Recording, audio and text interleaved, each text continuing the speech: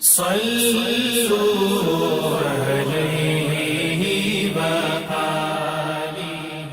بخاری حدیث نمبر 60۔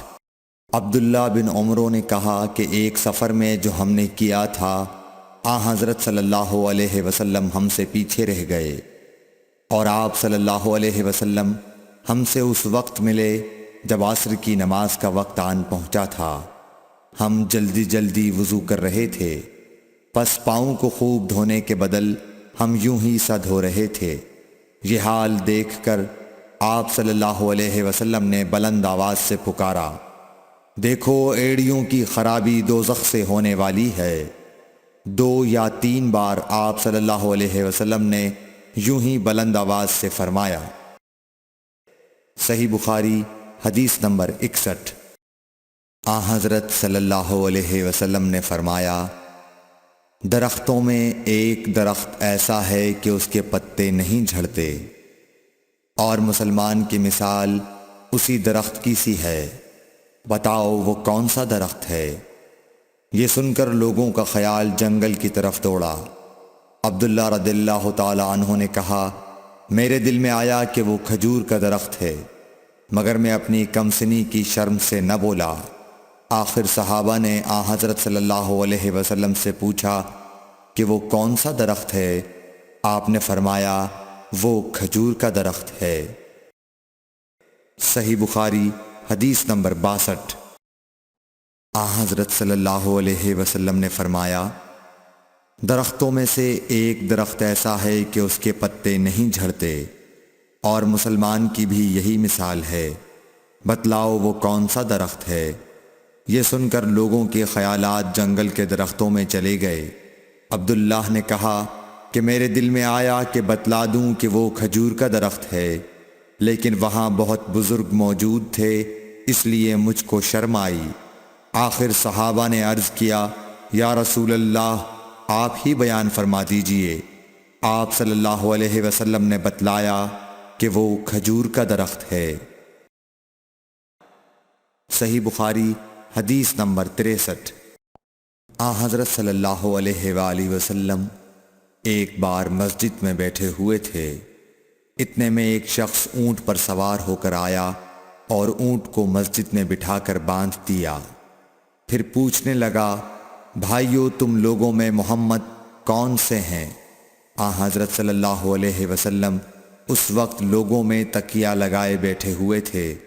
ہم نے کہا، حضرت محمد صلی اللہ علیہ وسلم یہ سفید رنگ والے بزرگ ہیں جو تکیہ لگائے ہوئے تشریف فرما ہیں۔ تب وہ آپ سے مخاطب ہوا کہ اے عبد المطلب کے فرزند۔ آپ صلی اللہ علیہ وسلم نے فرمایا، کہو میں آپ کی بات سن رہا ہوں۔ وہ بولا، میں آپ سے کچھ دینی باتیں دریافت کرنا چاہتا ہوں، اور ذرا سختی سے بھی پوچھوں گا تو آپ اپنے دل میں برا نہ مانیے گا۔ آپ صلی اللہ علیہ وسلم نے فرمایا، نہیں، جو تمہارا دل چاہے پوچھو۔ تب اس نے کہا کہ میں آپ کے رب اور اگلے لوگوں کے رب تبارک و تعالی کی قسم دے کر پوچھتا ہوں، کیا آپ کو اللہ نے دنیا کے سب لوگوں کی طرف رسول بنا کر بھیجا ہے؟ آپ صلی اللہ علیہ وسلم نے فرمایا، ہاں یا میرے اللہ۔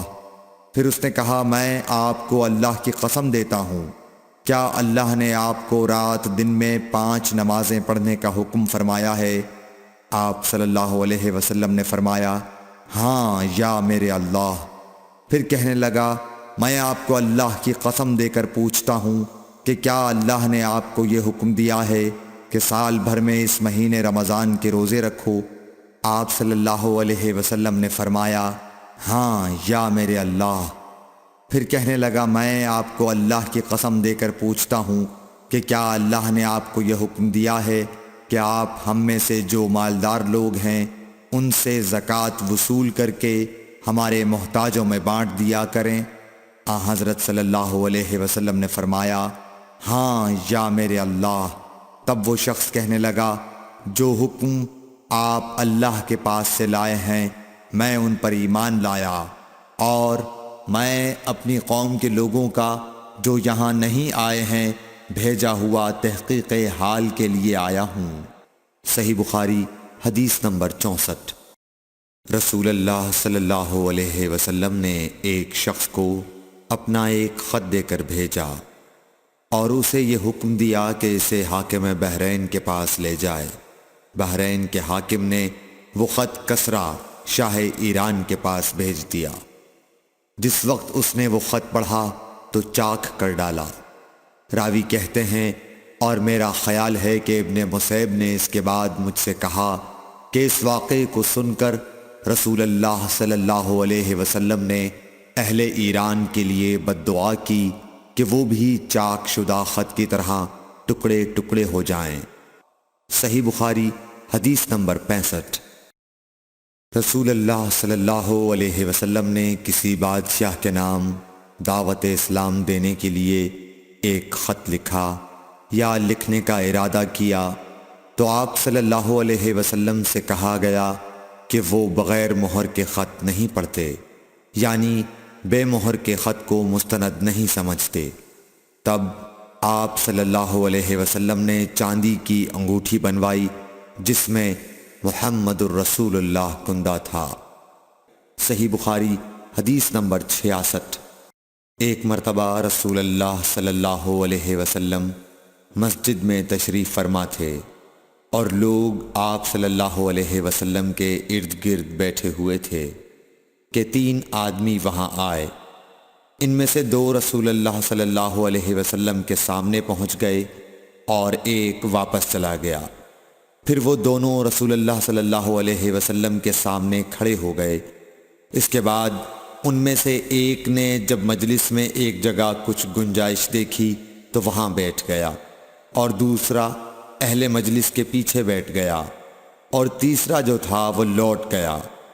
تو جب رسول اللہ صلی اللہ علیہ وسلم اپنی گفتگو سے فارغ ہوئے تو صحابہ رضی اللہ عنہم سے فرمایا، کیا تمہیں 3 آدمیوں کے بارے میں نہ بتاؤں؟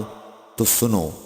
ان میں سے ایک نے اللہ سے پناہ چاہی، اللہ نے اسے پناہ دی، اور دوسرے کو شرم آئی تو اللہ بھی اس سے شرمایا کہ اسے بھی بخش دیا، اور تیسرے شخص نے منہ موڑا، اللہ نے بھی اس سے منہ موڑ لیا۔ صحیح بخاری حدیث نمبر 67۔ رسول اللہ صلی اللہ علیہ وسلم اپنے اونٹ پر بیٹھے ہوئے تھے اور ایک شخص نے اس کی نکیل تھام رکھی تھی۔ آپ صلی اللہ علیہ وسلم نے پوچھا، آج یہ کون سا دن ہے؟ ہم خاموش رہے حتیٰ کہ ہم سمجھے کہ آج کے دن کا آپ کوئی دوسرا نام اس کے نام کے علاوہ تجویز فرمائیں گے۔ پھر آپ صلی اللہ علیہ وسلم نے فرمایا، کیا آج قربانی کا دن نہیں ہے؟ ہم نے عرض کیا، بے شک۔ اس کے بعد آپ صلی اللہ علیہ وسلم نے فرمایا، یہ کون سا مہینہ ہے؟ ہم اس پر بھی خاموش رہے اور یہی سمجھے کہ اس مہینے کا بھی آپ اس کے نام کے علاوہ کوئی دوسرا نام تجویز فرمائیں گے۔ پھر آپ صلی اللہ علیہ وسلم نے فرمایا، کیا یہ ذو الحجہ کا مہینہ نہیں ہے؟ ہم نے عرض کیا، بے شک۔ آپ صلی اللہ علیہ وسلم نے فرمایا، تو یقیناً تمہاری جانیں اور تمہارے مال اور تمہاری آبرو تمہارے درمیان اسی طرح حرام ہیں جس طرح آج کے دن کی حرمت تمہارے اس مہینے اور اس شہر میں ہے۔ پس جو شخص حاضر ہے اسے چاہیے کہ غائب کو یہ بات پہنچا دے، کیونکہ ایسا ممکن ہے کہ جو شخص یہاں موجود ہے وہ ایسے شخص کو یہ خبر پہنچائے جو اس سے زیادہ یاد رکھنے والا ہو۔ صحیح بخاری حدیث نمبر 68۔ رسول اللہ صلی اللہ علیہ وسلم نے ہمیں نصیحت فرمانے کے لیے کچھ دن مقرر کر دیے تھے، اس ڈر سے کہ کہیں ہم کبھی دخاطر نہ ہو جائیں۔ صحیح بخاری حدیث نمبر 69۔